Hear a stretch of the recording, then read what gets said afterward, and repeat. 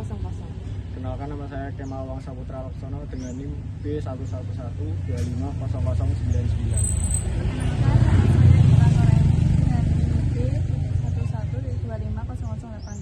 Perkenalkan, nama saya Salsabila Aristarani dengan NIM B111250078.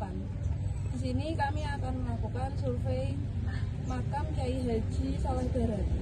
Perkenalkan, saya Sumiati, salah satu juru kunci yang merawat makam Kiai Saleh Darat yang berada di TPU Berkuta ini. Ya, karena juru kuncinya banyak, ya, saya salah satunya. Ya. Nah, ini monggo kalau panjenengan mau tanya, sudah menyiapkan pertanyaan atau nanti saya yang jawab.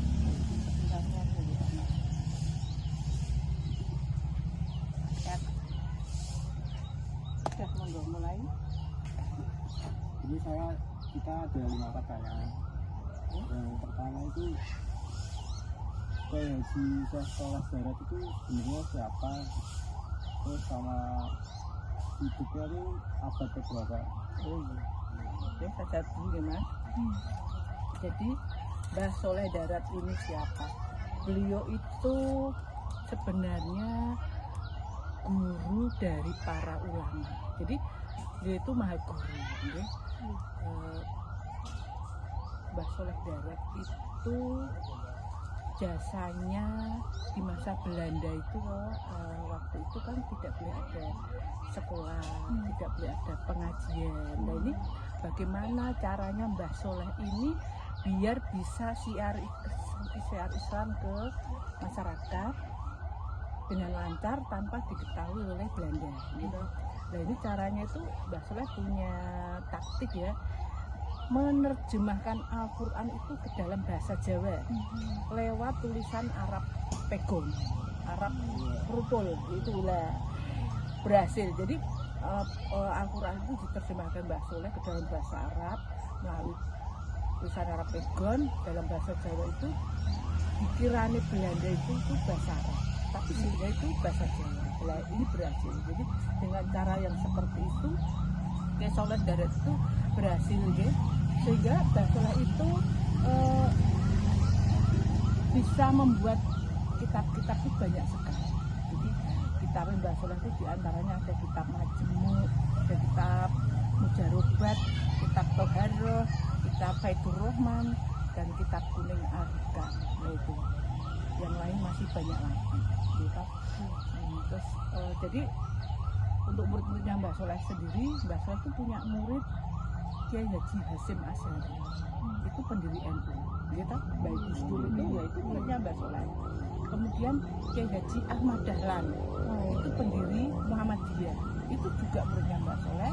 Kemudian satu lagi itu Raden Hasan Kasim, itu juga muridnya Mbah Saleh. Jadi mereka beliau itu terkenal.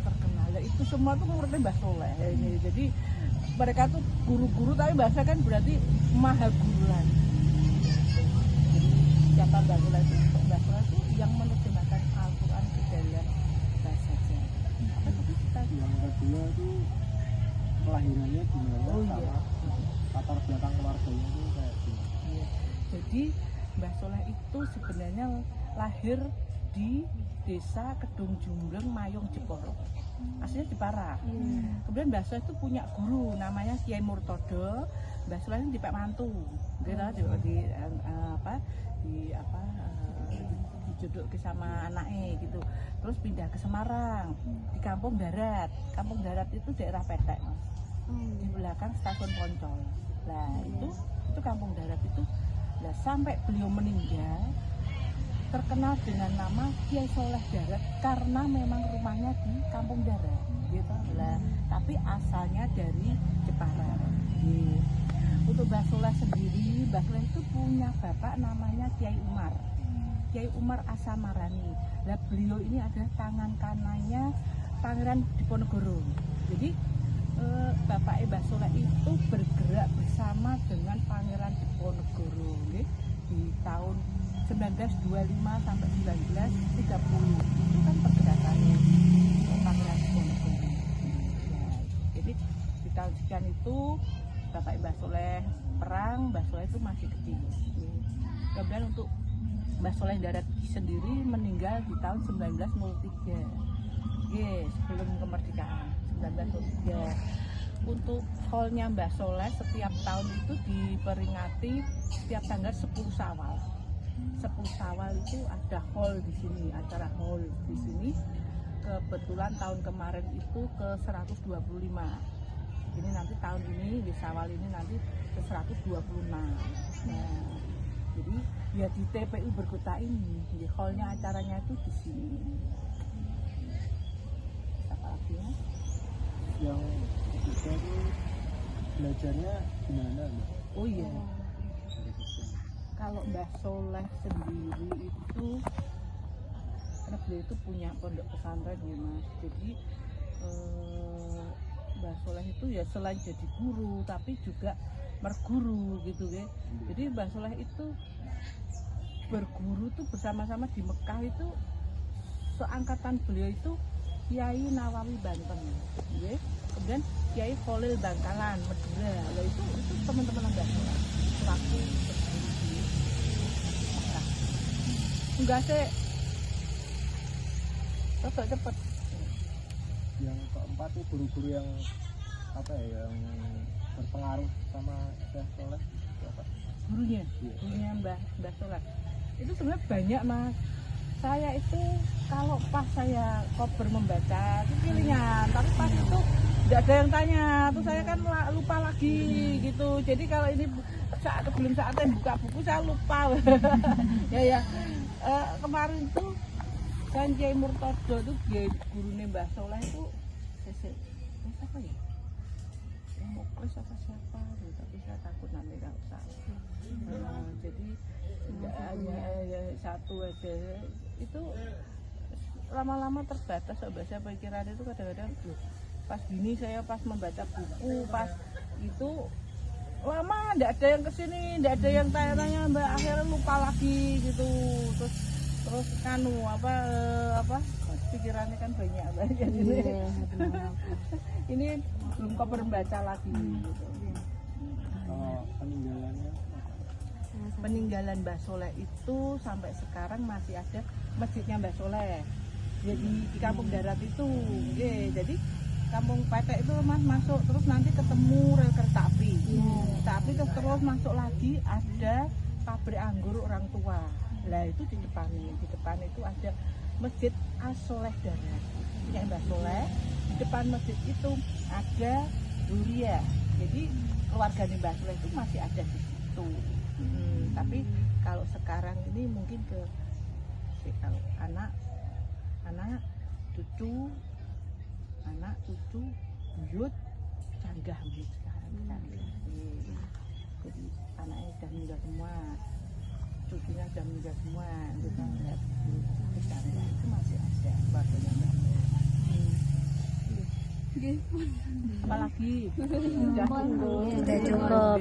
Kalau untuk makamnya sendiri toh Mbak, ini makamnya kebetulan di TPU Berkota. Ini namanya TPU Berkota. Ini TPU terbesar se-Jawa Tengah gitu. Karena apa? Luas makam ini 30 hektar gitu.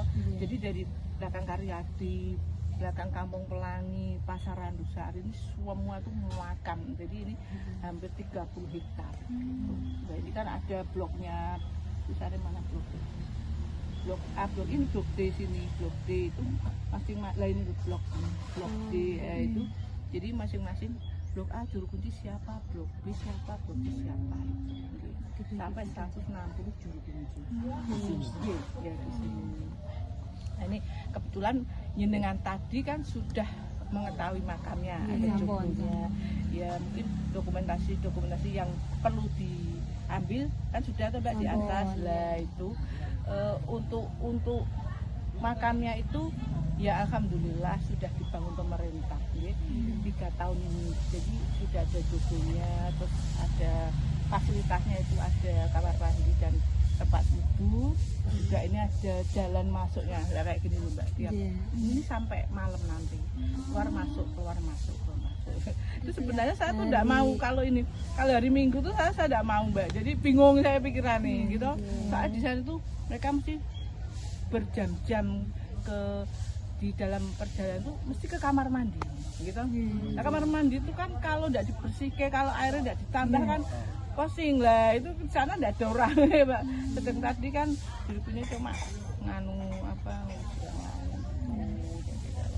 ya ini seperti ini. Jadi ya alhamdulillah Mbak Soleh itu bisa mendatangkan rezeki masyarakat sekitar ya. Jadi tempat parkirnya di sana, bis-bis itu warga sini parkir, terus masuk sini yang jualan pun laku. Masuk jalan ini kan termasuk destinasi wisata, wisata religi, jadi wisata agama yang dipunyai kota Semarang.